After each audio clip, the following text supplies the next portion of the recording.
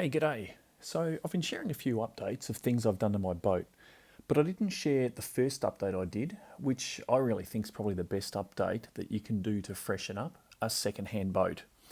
Now, unfortunately, when I did this, I didn't think about putting it on YouTube, so there's no video until near the end. But hopefully all the photos I took are going to help me tell a good story and also to help you decide if this is something that you're considering.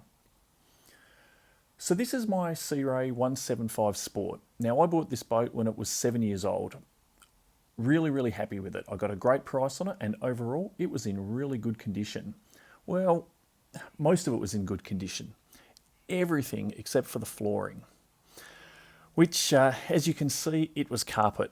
Now I don't jet skis, but was new to boats and I could not understand the concept of carpet in a boat that is going to get wet. And as you can see here, the carpet really had seen better days. The carpet really looked tired and worn. A couple of the snaps had been damaged, and the rubber under the carpet was deteriorating, and so it was leaving little black specks everywhere. And overall, the carpet, it was just grubby. It really didn't look nice. So I started researching a replacement. Now I did think about new carpet, but I kind of figured that it would just look tired again, pretty soon, and, really didn't like the idea of having wet carpet in the boat. I also wanted something on the back deck. It was textured, but it was still a bit slippery. Now, a friend of mine recommended SeaDeck as they had it on their boat. So I looked into it and I did decide that it was the right product for me.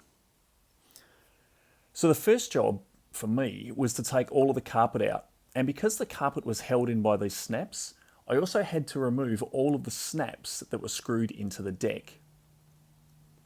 Now there was a lot of them to hold all of these large carpet pieces down, but removing them, it really didn't take very long. It was definitely less than an hour.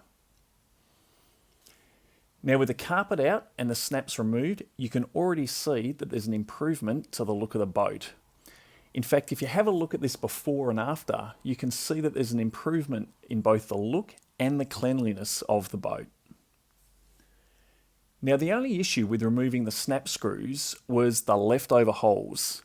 The SeaDeck would cover a bunch of them, but a few of them would still be exposed. Plus, I didn't really like the idea of having holes under the SeaDeck. So I picked up this product. It's called 9-second chip fix, and it was a quick and easy way to fill in the holes. You simply put it in the hole and then wipe over it to smooth it out. Now I didn't take any photos of after I'd filled the holes, but I'll show you some filled in holes in a photo a little bit later on. So next step for me was to order my SeaDeck. Pretty simple process, jumped onto the SeaDeck website and I did a search for my boat. Now, unfortunately, they didn't have my boat listed, so I got in contact with a local SeaDeck installer to see if they could help. Well, I say local if 3,000 kilometres away is local. At the time, there wasn't a SeaDeck installer on the west coast of Australia, so I contacted Aggravated Cutting on the east coast of Australia. Man, they were awesome. Provided me with a quote, and after they did that, they actually contacted SeaDeck, who managed to dig up a template for my boat that actually wasn't on their website. So Aggravated Cutting then cut out a paper version of the template to scale for me and shipped that over. I was then able to lay out that template in my boat and make some corrections on it. And there was certainly a lot of them. The template that SeaDeck provided, it really wasn't great. You can see here that there are edges that aren't straight, there's some really large gaps. Even the sizing of the ski locker handle was out. Oh, while I'm in this shot, just remember the 9-second chip fix that I mentioned just a little bit earlier, where you can actually see two of the holes filled in right here. It really did do a good job and was a great colour match. Even though these holes will end up being covered by the SeaDeck, there are a few holes in the boat that won't be. So where was I? Oh yeah, big gaps. 11mm here, 20mm there. I had latch holes in places where there was no latch, and pieces that just didn't fit and needed to have excess removed. In some of the places, I was almost redrawing the piece. There was also no hole at all for my seat, so I had that added. And the screw holes for the fold-out lounge were all in the wrong place. So I was able to mark the correct location just by poking a hole in it and marking the move distances. Now it's really important that you take the time to get the template absolutely spot on. And this was probably the most time consuming part of the project. Once I'd marked up all of the adjustments, I sent the templates back to Aggravated Cutting so they could make the adjustments on their computer before cutting the SeaDeck.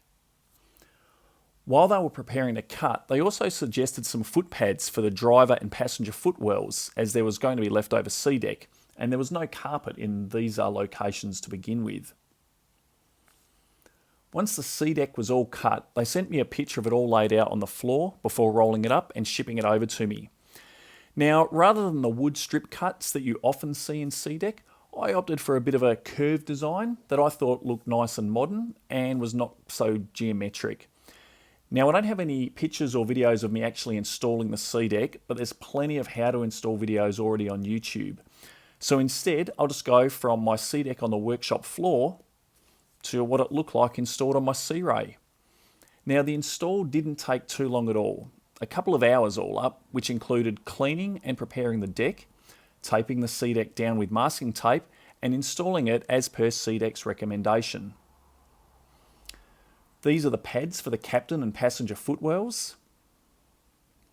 And the cutouts just fit beautifully around the captain's chair and the ski locker handle.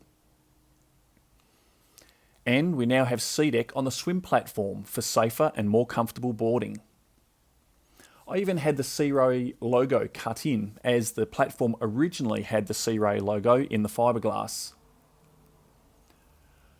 Once the SeaDeck was laid, I reinstalled the lounge chair, and overall I'm extremely happy with how it looks. The colour, it really matches my boat, which has the grey highlights, it's got grey piping on the seats, and also grey decals on the hull.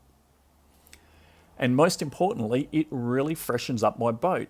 It feels almost like a new boat, especially compared to that grubby old carpet. So that's why I think that this really is the best update that you can do to a second-hand boat. The SeaDeck is super comfy underfoot. There's no problems getting it wet, and it just looks great. Now, as I said, this was a second-hand boat that was 7 years old. If I was to buy a new boat, I wouldn't want carpet in it at all. I would go straight for SeaDeck. Now, this install was 4 years ago. What does my SeaDeck look like today? Well, here's some video of my boat and my SeaDeck 4 years later. And as you can see, it still looks great. It hasn't deteriorated, it's not peeled up, and if it gets a bit grubby, it is very easy to clean. As I said, I'm super happy with it. Oh, by the way, I should probably mention that I've got no affiliation with SeaDeck or their installers. I'm just a guy who loves the SeaDeck on his boat, and yeah, thought I'd just share my experience. So I really hope you found this information useful and that it does help you in some way. Also, if you're thinking about upgrading the audio on your boat, I'll leave a couple of links to the audio updates that I did to my boat, including a new head unit, an amplifier, and the upgrade that I did from 2 to 4 speakers in my Sea Ray.